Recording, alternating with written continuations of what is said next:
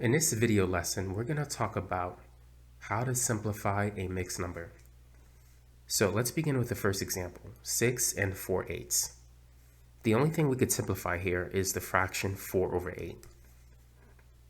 Now, 4 and 8 has a common factor of 4. So what we could do is divide both numbers by 4. 4 divided by 4 is 1. 8 divided by 4 is 2. So we could reduce the mixed number to 6 and 1/2. So that's it for the first example. For the second example, how can we reduce 6 and 9?